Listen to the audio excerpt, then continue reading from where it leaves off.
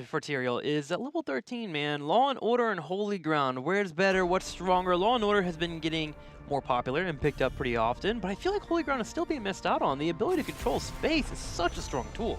Yeah, it definitely is. I feel it comes back down to what kind of composition you play, if you really need to have the shields up constantly. So depending on the map and if there are small corridors where you can split the opponent's team off, then I think Holy Ground is still an option, but right now, for Europe at least, it's mostly about Law and Order. The draft here is mostly about Blaze and Tracer. So basically, a couple of things that happened here already. First of all, we're seeing Tracer banned out by Zealots every single game. They just want to make sure that Dignitas cannot play Tracer. They absolutely respect Tracer as a hero, and especially in the hands of Team Dignitas. We have seen Blaze now move into the first ban position as Dignitas takes him away. And it's noteworthy that while we're talking a lot about how this battleground has been chosen by Zealots and how they are fairly successful here with a 60% win ratio in their 5 games, we also have the first time that Team Dignitas plays here. It's the first time they play on Battlefield of Eternity. They have 3 maps that they haven't played yet in 2018, and that's Volskaya Foundry, Brax's Holdout, and Battlefield of Eternity, where they now will find their first game. So we'll get to see what they want to pull off here. And so far, they pick up the Genji for their first pick, indicating that they want to be a little bit aggressive here. Find some ways to make your opponents weak, put some damage on them, go for an aggressive engage, or even high mobility could be a good pickup for them as they have the great foundation for it with that Genji. Also, Genji is getting some love here, played in both games and at 100% win ratio. So interesting to see that after he had a couple of very rough weeks where he didn't win a whole lot, he at least today sits at a very good win ratio and is now being picked in the 3rd game as well. And we have Hanzo taken immediately. So as we said before, this is the battleground where the Zealots picked Hanzo whenever they could. Whenever the hero wasn't banned out or taken away from them, they straight up went into Hanzo, and this game is no exception. They've started to drop the priority on him slightly in the previous games, but he's still the hero that they play the most by far.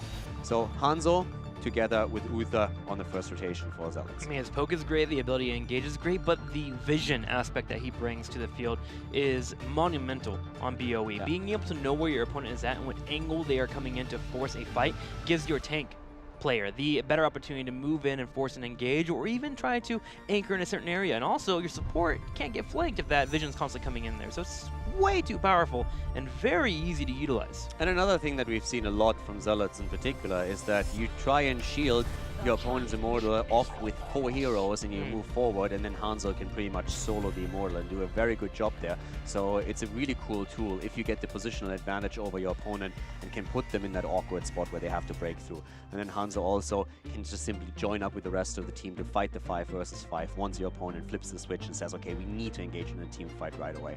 Similar strategy here on Sky Temple from Zealots. We will get it on BOE here from Dignitas. Lunara and Genji coming in there. Soften up your opponents. Genji going for the kill. Malfurion banned out as he will not be available here. Zealots take him away. They already have the Uther, so they don't mind taking away one of the stronger supports in the field here. And Medivh taken away from ADRD. Pretty quick draft. We have Lunara taken, so Lunara and Genji, there was a combo that has been played by Zealots on the last map on Sky Temple where they just defeated Dignitas, and now Dignitas is heading into the exact same combo. They themselves also have the Haka again, so they banned out Blaze and therefore a very heavy focus on the Offlane. And we've been talking about Malthael's rework, and this could actually trigger Malthael as a pickup. Now, again, we, of course, went a bit through it with the teams, but so far we haven't really seen any priority on Malthael. And the question still remains, are teams now with the rework willing to pick him a bit more often? And also, are we going to see last rights, which at least in Hero League is very dominant. We've seen it also in a few of the other regions even before the rework being picked up. But Europe had always a very limited priority on Malthael compared to especially North America. Europe just didn't recognize Malthael as a force to deal with. That might have changed with the rework, but if it's true or not, that's something we're going to find out this weekend. Let's see if we get that Tassadar in. Yes, there it is. Tassadar picked up for ADRD, and Sonya coming back in here from Zarmany. Sonya was very popular for Zarmany in particular. He loved to play this hero whenever he had the chance. It was usually between Dahaka, Sonya, or Malthael, usually with the 3 heroes that we saw played by him, and he will pull it out here on BOE. Sonya getting a bit of a nerf recently, not having as much damage as front-loaded, but still a bit of a bully. Yeah, and the interesting part for me with Zealots and Sonya is that they played Sonya the first week when they came into HGC 2018. nearly non-stop. They played her all the time. And then after the first weekend, the first 1.5, never picked her again. Sonya completely fell off, was not picked at all anymore. And now we have Sonya again on Battlefield of Eternity. So Zealots, they played 5 games with Sonya. They lost 3 of the 5 in the early stages of HGC 2018. But now on Battlefield with Blaze being banned out and against the Haka with the single target damage against Immortal as well. And the shields through Tassadar, they are going for the aggressive hero for Zarmany once more. A new brag picked up for Dignitas, and we'll go in with the Lucio for the final pick. Some mobility available, definitely here for Dignitas. Looking for that main tank for Zealots. Muradin could be a pretty strong choice here and pairs well with the Sonya. Yeah, Muradin is still a hero where Zealots have not found a single win yet. They played him 4 times and they lost every single one of these 4 games. When it comes to tanks, we've seen them also with ETC. ETC is way more successful for them. 8 games played with ETC and they won 6 out of those 8 games. So considering that we are now having them in a situation where they can help out with Tassadar and extra shields if ETC is in trouble at the front line, which oftentimes is something where he had a bit of a problem, I could see them head into ETC here. Muradin is still an option, but as we said, didn't really feel like they get a lot of success with it. And actually, considering that they already played Muradin once today and lost with him, they are currently at 0-5 with him even. Wow, pretty ridiculous there. The final pickup comes in, and it's neither of the 2 that we brought up. More Tyrael. shields. Yeah. Shields galore here. Protect, protect, protect. Name of the game here. Uther heals coming in with the armor. Tassadar shields to keep Hanzo up and lifesteal, and then Tyrael to provide additional shields for both Sonya and him. Yeah. So I would have really liked ETC for the CC, so you have a bit more lockdown available to you, but then of course Tyrael, as we just also heard in the highlight, provides so much flexibility at the front since you can always provide these shields. We already have them with a double support setup with Tassadar and Uther. They apparently want to make sure that this composition is even harder to kill, so now they have Tyrael in the mix. Not quite... In my head, ETC makes a bit more sense because you have more CC. Sure. But I can see the sustain idea that they have. If it works out or not, that's something that the game will have to show. Both heroes definitely have a lot of good arguments in their favor, but the question is, can they lock a target down and take it with the situation that they have here? They definitely have a lot of damage towards the Immortal itself, so they can try and race and force a fight, force Dignitas to react to them. Super defensive here, especially against a Lenara and a Genji, making it much harder for the poison to get through and actually hit health bars. And then Genji, of course, can't get kills if heals are constantly coming in, there's armor available, and there's shields up. So they'll have to find targets, prune them out of their opponents, and try to get advantage here. Dignitas moving in, tied up against Zealots, 1-1. The game is starting up, and we have the series tied as Zealots took a win today. But to the left, we currently see Dignitas with Poik on Lunara, Whoopi on the Aka, Snitch on Genji, Zelia on Lucio, and JPL on Anubarak. On the right side, in the red, Zealots. Zarmany playing Sonya, Chris playing Hanzo, Mopsio on Tyrael, Tassadar played by ADRD, and Shad will be on Uther. It's going to be a really exciting game, especially with the Zealots now, of course, yeah, cracking the armor of Dignitas a bit. Let's see if they can secure a second kill. It's still important to realize that Dignitas hasn't played yet on Battlefield of Eternity, since this is a map that has a very different playstyle than all our 3-lane maps and even Braxis.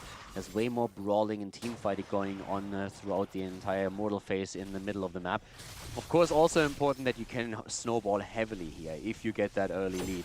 And if the Zealots open up the map with a bit of a bang and are able to claim victory once again, Team Dignitas would find themselves for the first time in 2018 behind.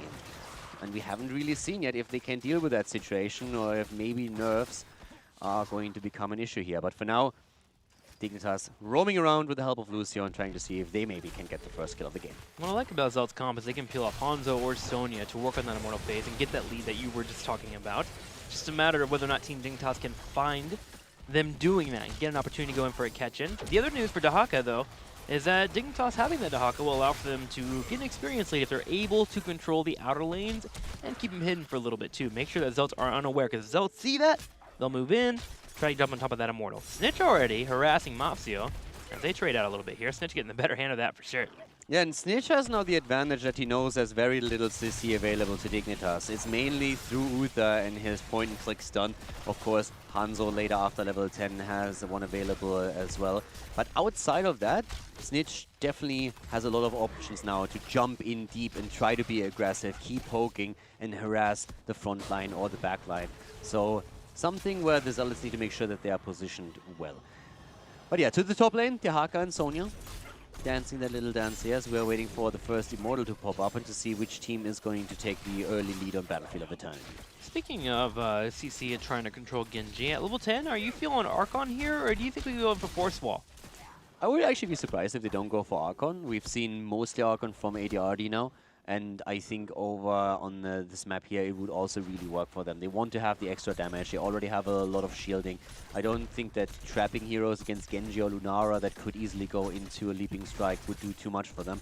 So I think Archon would be the better choice. We'll keep an eye out for that Archon later on level 10 as Mercs are being grabbed by both our teams. Zealots will be able to push in the top. Dignitas will head in with the bottom side. And the Immortal spawning in 30 seconds. Let's see how exactly our teams intend to deal with this. Sonya will be dictating that top lane, and Dehaka will respect accordingly as needed. There to soak, but also to move in for a fight. And speaking of this, the build for Sonya is actually a bit aggressive here. Warpaint into follow-through. Yeah, exactly. So now trying to be heavily focusing on the auto attacks here, of course. And down to the bot lane. Here's the shields from Tyrael again. A heavy push through Dignitas, trying to maybe break through the wall before they focus on the Immortal itself. Nobody rotating into the middle. Nice damage against Dig, though. And Chris really starting to chunk them down. So Dignitas needs to be careful, as that Immortal phase is going to be absolutely crucial. Zarmani is now pressuring the top lane by himself. Will be nearly done with the defense, but now it's Immortal time, and everybody's starting to rotate in. Especially here with the cluster, we're seeing Tyrael provide the shields and opening up a path for Hanzo to dish out the damage against the Immortal of Dignitas. Hanzo and Tassadar being able to drop us some Side Storms. Slowly bruise it as you can. Mobsteel continues to control the space around here on the side, but Zelia being annoying, comes in for the boop. Gets him dropped into the stun there. Mobsteel taking some damage right away. Nice read there by Zelia. Snitch comes in to try and pick up a kill. Misses out on the Swift Strike, but it doesn't matter. Mobsteel still falls. Mobsteel goes down, and a good drag against Uthan. That might be the second kill. Lucio moves in, gets the boop in, and that's the second death. JPL about to fall as we see Zarmani countering with a quick kill here, and the Uther Ghost is still helping out, but again Wooby with a drag brings him back into the fight, and that's a 1-for-3 trade in Dignitas' favor, taking the lead and focusing immediately on the Immortal. Dig turns around, gets that turned down. It's going to be going to the halftime show. A slight lead here for Dignitas, but nothing that's not too manageable here by Zealots, as they'll have everyone spawning pretty soon. They'll have to wait for Sonya, and we'll see if they can just go ahead and race for now. ADRD scans ahead with the Oracle, sees that Dignitas is already on the Immortal phase, so it's a race. Yeah, I really like the potential that we have for Zealots in the later stages with the scaling, but Zarmani missing for the race definitely was a problem. And a lot of this comes down to two players again. First of all, Wubi on Dehaka with two great drags that he got, but also when we're looking at Zelia, the boop into stun, he was looking for that several times and got it off, so well played by him too. The first Immortal ends up in the hands of Team Dignitas, and they are starting to push it through the top lane, trying to prepare the lane already before the Immortal arrives here. But the Zealots, of course, now still in a spot where they should be able to defend. They have the AoE through Tassadar, and they also have those shields with Tyrael, with Hanzo together. They shouldn't lose too much here, but they need to be careful in case that Dignitas is willing to dive under the fort. And they're willing. Wubby comes in on the back right. He will get scouted out right away by Chris, but this allows Dignitas to step up slightly here and get some damage on the fort. Sonya continues to push in the bottom lane. So Zealots, they feel comfortable that they can push in and deal with this, and they have already. The Immortal less under half health here, down to a quarter. Zelia gets a little bit aggressive, gets to that front line, and with 5 members here, Dignitas actually pushes through, and they're looking to keep the fort. Yeah, they are losing experience in the bot lane, and that's a problem they have now. And Lucio is on the way back down. The fort goes down, but the problem is that if you look at experience alone, Zealots are still looking pretty decent because there was experience lost at the bot lane. But Zarmani might have overstayed his welcome a bit. They're starting to try and boop him back, and that could be the end of Sonya. Sonya with another good hit, but Zarmani dying there is a problem. All of this was absolutely fantastic up to the point that Zarmani died. Him dying down there makes experience get lost. Dignitas is actually looking maybe for another fight. They're coming up with Lucio. Maybe not a fight here, but at least a fort. And that'll give them a nice chunk of experience here to move towards that level 10. There it is. Snitch is able to grab it And you see the lead. It's starting to really pay off for them here. Half a level over their opponents. Yeah, losing experience in the bot lane is always a bit annoying, but still, with the wave and the big one that built up here, we should see Zealots close out on that gap fairly easily. Dignitas is probably going to have a slight lead, and they're currently trying to use that to get the camp of their opponent. But they don't have level 10 yet, so they need to be a bit careful. But they should still be able to get the camp here. So now that they have 10, they will focus back on it. There's another 30 seconds for the Zealots to experience themselves, so someone needs to go to the bot lane and make sure that they are not losing out on minion XP. They're really worried, though, about losing this Merc camp. They're still setting up to defend that. Tyrion's in the top. There we go. Finally, Sony gets down here to clear it out, but Dignitas, they don't mind. They have that small advantage. They're going to run with it. Open the turrets, open the gate, pull back. In 5 seconds, Immortals will be up, and they'll have a head start. Yeah, the thing is that nobody's taking this camp to the top right, and if nobody takes it, that's not a problem for Zealots, because Dignitas also doesn't take their own camp. But still, they do not have level 10, so they're trying to push them away here, trying to poke a bit. Worst case scenario for Zealots is that they're losing out on the halftime show, and they do, but they still need to make sure their own heroic abilities are ready, and that's why we're seeing Sonya at the bottom lane. So Dignitas with a lead, here come the level 10s, and that is now the opportunity to fight for the Zealots. A pretty massive lead, too. A full halftime show set up over their opponents. The Immortal is still full for them. They can play defense here a little bit while Dahaka buys space in the top lane. Genji toward the south, getting experience. Poik poking where he can. Zarmani goes in for the spear but misses out on it. JPL, he is primed and ready. Remember, he has a cocoon. At any point, Dignitas can turn around and fight. Yeah, Chris is really starting to put some solid damage onto the Immortal. Dahaka is still at the top and is waiting there, waiting in the shadows. Sonya is ready, and Rubio, of course, has the vision. But now they start to look for the engage, and this is really a moment where the Zealots need to be cautious. They need to try and force a fight here. If they lose out on another Immortal, that would be bad news. Sonya has found Dahaka, is starting to chase him down a bit at the top, while the rest of the team is still defending the objective. Movement speed gets Dahaka out of there, so he's fine for now. He's actually coming in to sandwich Zealots. I'm trying to see if he's going to go in for the fight. There is an Uther and a Sonya nearby, so he has to be careful. The poke keeps coming out from both our teams. JPL, a little bit of harassment. That's Mopsio, drops Eldruin. Yeah, we have Genji at the bot lane, so this is the time when Zealots start to go in, because they need to do something. They can't just sit there and get poked down.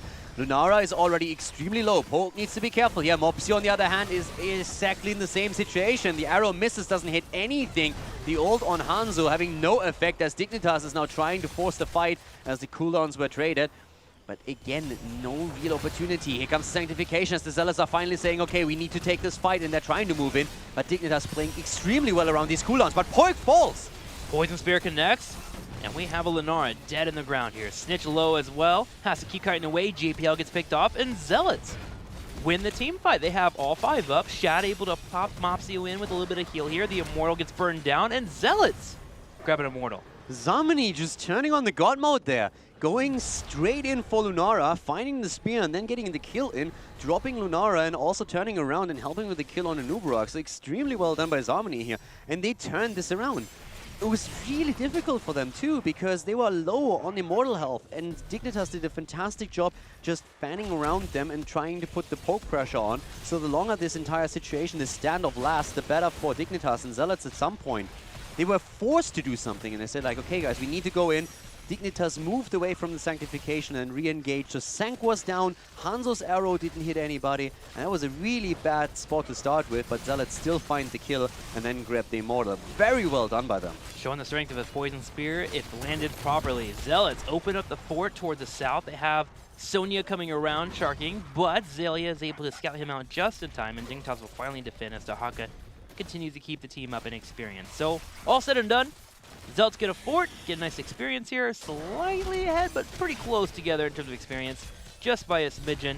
And we're going to also have them grabbing the Merc camp to the south. So Team Dignitas and Zealots are going the wire. Oh, that was a bit lucky for Zelia. He did not expect them to be there. He booped them away, but to be honest, if Shad sees him first and reacts quickly with a stun, Zelia's dead.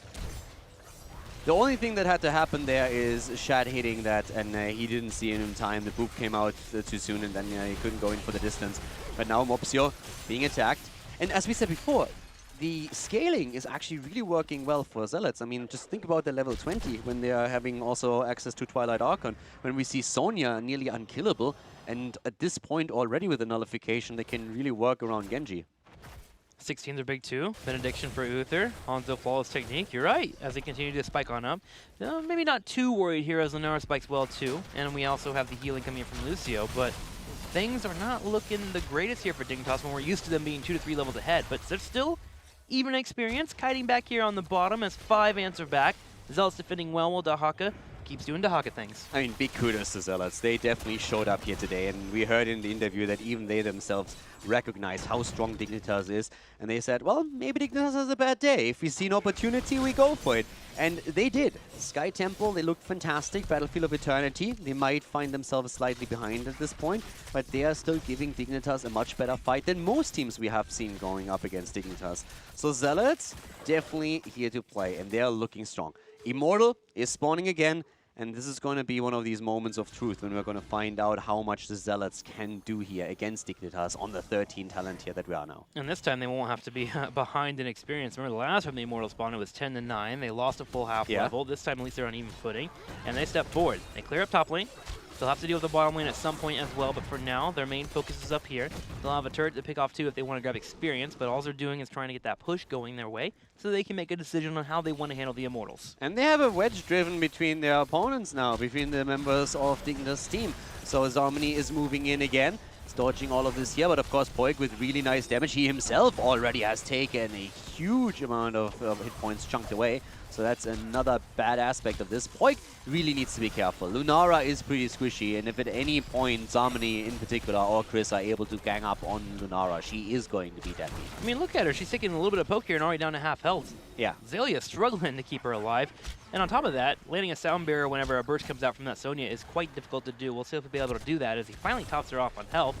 Poke here from the side. Thornwood Vines will definitely help out for burning down the Immortal, but also if it hits opposing members, very good for Dignitas to soften people up, for Genji to move in the back. Yeah, Sonya moved down to defend the lane, and that's why we're seeing Dignitas being this aggressive. Sonya, Zarmany actually trying to move straight in, a huge mistake here, trying to stay alive, but that's the kill against Sonya. That was a big impale too. JPL wants to follow this up. He wants to force a fight. He's going to go in. Gonna have the Saint coming out, only just to keep Mopsio alive, but that's a big burn there. Dignitas happy with that. Yeah, but that was a misplay by Zarmany here. He moved in a straight line towards the Immortal, even though they knew about the position of Dignitas. It was very transparent that there's a good chance that there's somebody hiding in that bush, so he just completely went for it as the engagement happened. And now with him dead, that's a prime opportunity for Dignitas to get the Immortal. Zealots are going to try and buy enough time for Sonya to come back. They played well, but then this death turned things around, and now we have Mopsio trying to zone out Poik, and he's doing a good job at it. Sonya is on the way back in, so they can still win it, but that was a bit of a misplay there. Let's see if he can go in for the kill again, because Zarmany has really, up to this point, played a pretty good game. Wrath is about to be up for Sonya, and 10 seconds will also have the Dragon's Arrow from Zealots and Hanzo. But the issue is that Dignitas is moving towards level 16. They're only a quarter level away, so Zealots are attempting to get as much damage as they can on the Immortal, while Dignitas does the same on the back end. Snitch able to get it lower and lower. Only 500 health left on that Immortal. Yeah, they're going to lose out on this one. Just a bit of poke is all they need, and I don't think there's any chance that they can save this one, especially with Thornwood Vines and Lunara. 400 hit points. If someone is moving in and gets stunned out, then maybe there's a chance for Zealots to get a kill, but outside of a misplay, there's a great move, and that's the kill. Oh my god, what? Genji and Lunara, Chris and Zarmany, that was fantastic. He's a sniper, takes him out, but Lucio is able to sneak in and grab the Immortal with a couple of auto attacks. But Zealots, they get 2 kills. I thought, okay, if they zone like this, maybe a misplay from Dignitas, maybe if someone gets too greedy and tries to move into range so that they can poke the Immortal down, then maybe there's a chance for a kill. But no, Zealots didn't even need a misplay for it to happen. They see an opportunity. Their own play. Yeah, they see a chance. They see them in the corridor, and then Chris comes in with the arrow, lands it perfectly against 2, and you have Zarmany just absolutely spot on with the damage, moves in, gets the first kill against Genji, and doesn't stop with that. Second kill follows against Lunara. Well done. And that's 5 kills against 5 now. And of course, an easy defense against Immortal thanks to that. Zarmany earlier might have made a bit of a misplay with that move into the bush, but at the same time, he absolutely redeemed himself just a minute later with a fantastic double kill here. Extremely well done. His Sonya today is really a lot of fun to watch. And I missed it too. I miss seeing some Sonya here and there. Something about the way she gets in there and gets aggressive is kind of satisfying to watch. for able to land those spears, and so far Zarmany has done so. Only a turret going down for Zealots on their keep wall, as Dignitas loses out in their entire Immortal phase they worked so hard to get due to that arrow coming out. And now we continue to be tied up. We're moving towards level 20. Stitch comes in, puts some harassment on Zarmany, he turns around, drops a slam, and kites away. And talking about aggression, we have no escape on 16 for Sonya, so it's all about the movement speed that we have for the hero. So Zarmany wants to be more aggressive. Yeah, exactly. He wants to be the one following Lunara, taking her down, and really applying pressure. So a very aggressive position here by them. And the 16 talent here, I mean, we talk oftentimes about Lucio and his massive power spike that he has. But if you look at the 16 with the Psionic Echo now, and the Benediction, the power spike for the Zealots here is pretty fantastic, and I think that 20 is just going to increase that. Kind of curious to see how this will mix up for Zarmany, bringing out that level 16. When you look at the composition, it makes sense. You have Tassadar shields, you have Tyrael shields, you have Uther heals, so you don't need much more protection. You just need to get on a target, and that level 16 will allow him to do so. Typically, on the old form of Sonya, you'd go in for an engage, burst him as much as you can, get kind of low on your health, and drop Whirlwind and kite back and use River Steel to make sure that you're able to escape, and you're a bit tanky. But it looks like you won't need that with his teammates supporting him. Yeah, I could also have seen them going into the attack speed on Tyrael maybe on level 7. They went for Reciprocate, and we heard Robodoba earlier talking about the level 7 talent. But especially with Hanzo in the mix, and also on top of that Sonya, they had the choice to go into a different playstyle. Dignitas is still ahead in experience, but the pressure once again on Poik, and Poik is about to fall. Lunara is down. Sonya again, Zarmany, he can't stop, won't stop. He goes in and takes them down one after another.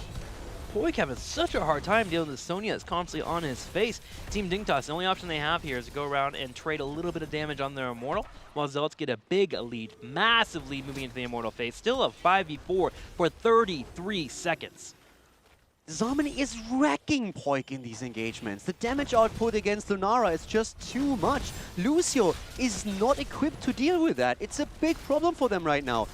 Zarmany finds the angles, he gets the spear and then just slams away, and with no escape now, he also can follow it. Look at that Immortal now, 50% shields, and we have Zealots in a prime opportunity to go through the top, take the fort, drop the wall at the keep, and maybe even make a play for the keep itself. They have 16 seconds until Hanzo's arrow is back up, so with the Immortal, they have an opportunity to do that. They go in for a pick on Tassadar. Tassadar used Dimensional Shift, but kites away. Mopsio's coming over here to slow down the rotations, allowing Hanzo and Sonya to focus on the fort. Great idea by Dignitas.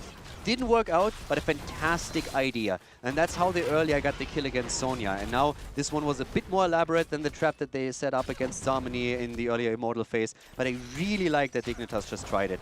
The Haka also at the bot lane with the pressure play, so that's of course where the global ability is going to be super important. It's one of the reasons why Dignitas was always ahead in experience. But now, the tables are starting to turn. Zarmany and the Zealots, they are all the way up at the front. They want the keep, and they are going to get this one, and they could also get 20. This looks like a keep easily here. Sonya on the front line with that Raz is chunking left and 20. right. Mopsio's in the front. 20 is here. Arrow goes out, sadly missing out. Cocoon will be used on Sonya. Divine Shield popped in for Tyrael. They want game. They want to go for it. There's the sound barrier already being used. Genji is starting to move in, but they're still in the hit point range. Here comes the attempt against Mopsio. They might get the kill, but the sanctification goes through, and JPL goes down, and Nuburak is dead. This is the chance for the Zealots to get ahead in the game. They're going for it, and with Sonya on the core, there's no way for Dignitas to stop it. The Zealots go in and drop Dignitas on Battlefield of Eternity, take the lead in the best of 5.